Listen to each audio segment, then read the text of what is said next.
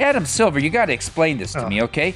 You want to get a guy go to a monitor and review a block charge. Yeah. The most subjective call in all of sports, but a kick ball, no, we're not going there. No bias. You will respect my authority. No pulled punches. Your wife cheated on you because you lost sight of who you are as a man, as a husband. No agenda. There is no fear in this dojo. This is no hyperbole. This is the best part of the week. Here's the maestro, Mike Baum. I am the smartest man alive. All right, we're back this week with a top 3 list. Let's go. Number 3, kickballs. Rick Carlisle went to a garden party this week in New York City. Let's go just to the last 2 minutes of Game 1. Tied at 113 with 1:51 to go. Tyrese Halliburton steals the ball for the Pacers, but they call a foul. Now Carlisle is forced to burn one of his challenges on an obvious play that there was no contact even close. The call gets overturned. Pacers gets the ball. Now, let's fast forward about a minute, 59 seconds to be exact. Tied at 1:15 with 52 seconds to go. Aaron Nesmith deflects a pass from Jalen Brunson to Dante DiVincenzo. They call kicked ball and give the ball back to New York. Of course, DiVincenzo hits a three-pointer there. I did not know this. Kicked balls are not reviewable. Adam Silver, you got to explain this to me, okay? You want to get a guy go to a monitor and review a block charge. Yeah. The most subjective call in all of sports, but a kick ball, no, we're not going there. It's very obvious. Did it hit his foot or did it not hit his foot? This did not hit his foot. He hit it with his hand. Tough call. They end up losing the game number 1. It's very interesting because Carlisle gets ejected in game 2 and then speaks in the postgame about small market teams and how they don't get a fair share. Carlisle says they went back and reviewed that tape. There were 29 missed calls in game 1 that they didn't send to the league office because if you send them in, the other team has access to what you're complaining about. But he thought we'd get a fairer shake in game 2. Not so the case here. And they go home, as you said, Mitch, could have been up 2-0, down 2-0 as they go back to Indianapolis. Number 2, the balls it takes. Let's go to Sebastian Bernabeu for the second leg of the Champions League semifinals between Bayern Munich and Real Madrid. What a match. Oh, incredible second half. The two drew 2-2 in Germany last week, so this game decides it all. Bayern takes the lead in the 67th minute on the Davies laser shot. 3 minutes later, off the corner and off a deflected shot into the goal, Real Madrid appears to tie the game. But they go to VAR. Was there a foul? Polish official Simon Marciniak, who worked the World Cup final between France and Portugal, now considered the top official in the game, maybe more than Clement Turpin. By the way, Marciniak, 43. He's got 2.5 years left. Mandatory retirement at your 46th birthday, as I mentioned before. He indeed determines there was a foul, no goal. Now we go into the 88th minute. Bayern up 1-0. Remember, 2 years ago, Real Madrid down 2 goals on the aggregate to Man City, going into the 85th minute, ties it and wins it in extra time. Well, a terrible mistake by Manuel Neuer. On a shot by Vinny, he gives up the rebound and they tie it up. Then, in the 91st minute, on a pass from Rodrigo, Joselu, who scored the first goal, scores again to give them the lead. Called offsides on the play.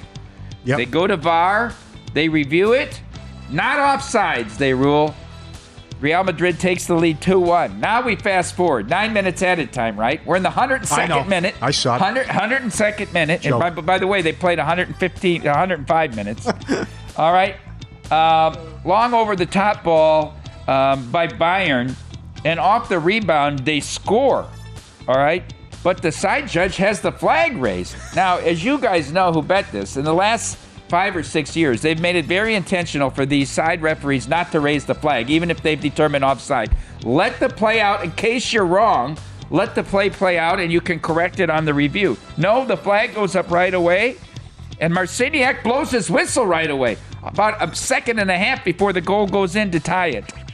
Thomas Tuchel, the embattled Bayern manager who won Champions League a couple of years ago with Chelsea when they beat Man City in Porto, in Estadio de Drago, had a few comments for the end of the game. He said this call and the way they officiated that final call where they took away the goal goes against everything we know about modern football.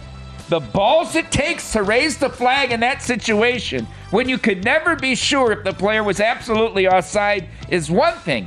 But the referee also had a decision not to blow his whistle there when he saw the flag raise up and let it play out and go to VAR. Totally inexcusable. I agree with him. VAR has been a disaster. The officiating of these international games has been a disaster as well. They march on to play Dortmund in the final. You can watch it here. Stadium Swim. Yeah, it'll be awesome. Yep. And then finally, number 1, balls to the wall. Bruins and Toronto.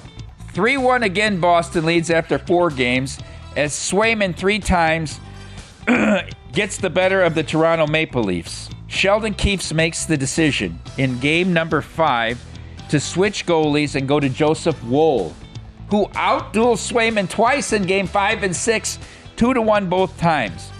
But supposedly, late in game 6 on Thursday night last week, Woll suffers some injury. Of course, they never tell you in the NHL what it, upper body, lower body. Yeah. He has some sort of injury. Now, on Friday when they fly to Boston, Keefe says the injury got worse, right? It exacerbated it. He came out and did the full morning workout in Boston. Skated, everything, went through practice on Saturday. It wasn't until 4 o'clock Eastern time on Saturday, remember the game's going off at 8, that they decided he couldn't play and they had to go back to Samsonov. Well, let's fast forward. 9 minutes into the third period, it's still 0-0 and Toronto scores to go up 1-0.